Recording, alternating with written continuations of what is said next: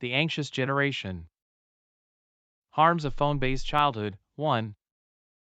The arrival of the phone-based childhood. The introduction of smartphones really changed childhood, especially after the first iPhone in 2007. I can see that. It must have affected how kids interact with each other. Absolutely. By 2015, over 70% of American teens had smartphones, which became a significant part of their daily lives.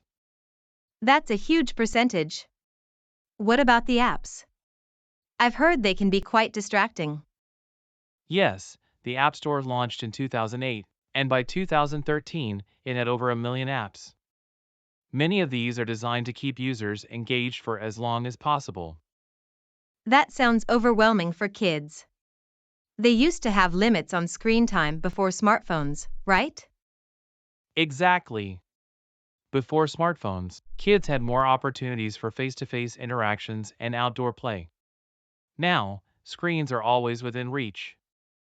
And I imagine that constant access could lead to anxiety among adolescents. Yes, it can.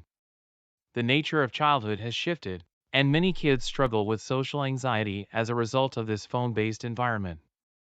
That's really concerning. It seems like a significant shift in how children grow up today. It is. The competition for attention among apps has changed how kids spend their time and how they learn to interact with others. Social media and its transformations. Have you noticed how social media has changed over the years? Absolutely. It seems like there are new platforms popping up all the time. Right? In the early days, platforms like Facebook and MySpace were primarily about connecting with friends. And now it's all about public performances and getting likes, isn't it? Exactly. The introduction of features like the like button in 2009 changed everything. It made posts more about validation than connection. That must have an impact on kids. I've heard that adolescent anxiety is on the rise. Yes, studies show that the pressure to gain attention online can lead to increased anxiety and depression among young people. I can see that. With constant notifications and curated feeds, it must be overwhelming. Indeed. By 2010, high-speed internet and smartphones made it easier for kids to stay connected but also more isolated. So, the play-based childhood has shifted to a phone-based one? That's correct. Children are spending more time on their devices, which affects their social skills and mental health. The opportunity cost of a phone-based childhood. So, have you ever thought about what it means for kids to spend so much time on their phones? Absolutely, it's concerning. I've heard that preteens spend around 40 hours a week on screens. Right? And for teens, it's even more, closer to 50 hours a week. That's like a part-time job. That's a lot of time. It makes me wonder what they're missing out on while they're glued to those screens. Exactly. Researchers found that before smartphones, teens spent about 3 hours a day watching TV. Now, screen time has increased by 2 to 3 hours on average. And it varies by social class and race too, with lower income and certain racial groups using screens more. Yes. And even though the average reported screen time is around 7 hours a day, many teens say they're online almost constantly. That's alarming. It means they could be disengaged from their surroundings for up to 16 hours a day. It's a significant shift. Continuous use of screens can affect cognition and even brain development during puberty. I remember reading that Henry David Thoreau said, "The cost of a thing is the amount of life which is required to be exchanged for it." Exactly. It's important to consider what children are giving up for that screen time. Harm number 1, social deprivation. Have you noticed how teens today seem to spend less time with their friends face to face? Absolutely.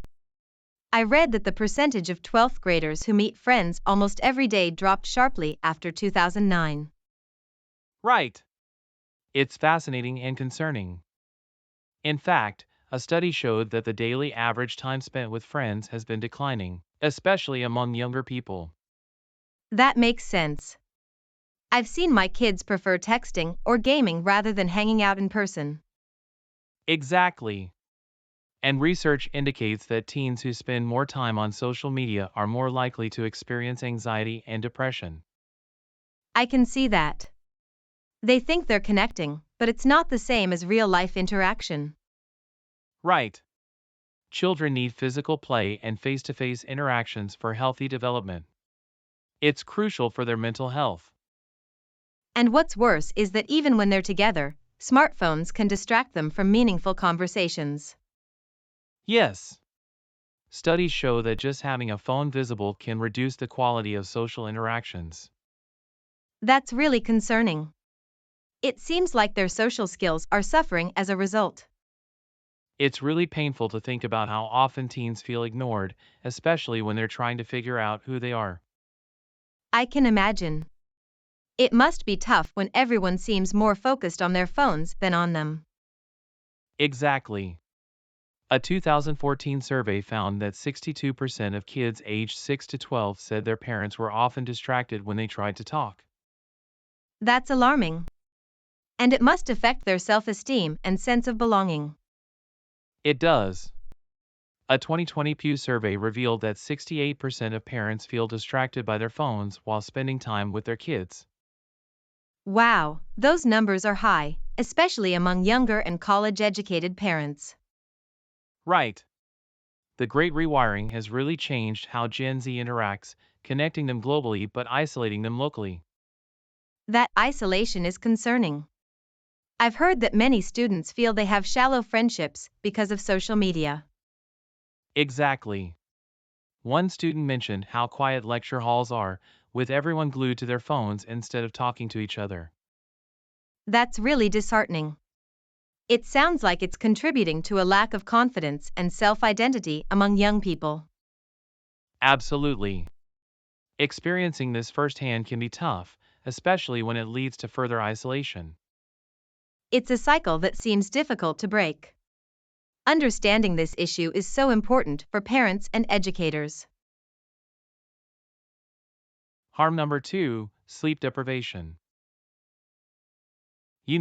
Sleep deprivation among adolescents has become a significant issue, especially with the rise of smartphones.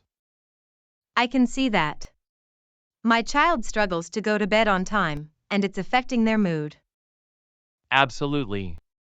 Teens naturally shift to later sleep patterns during puberty, but school start times force them to wake up early. That makes sense.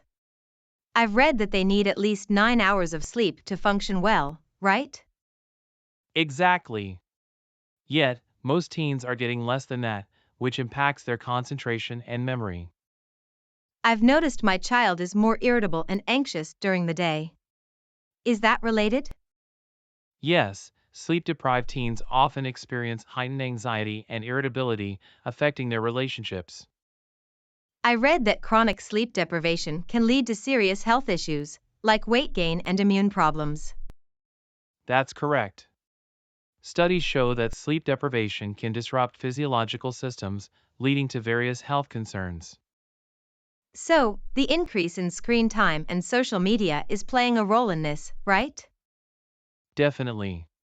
Research indicates a strong correlation between high social media use and poor sleep quality. It seems like it's all connected. What about late night gaming or streaming? Those activities also disrupt sleep patterns.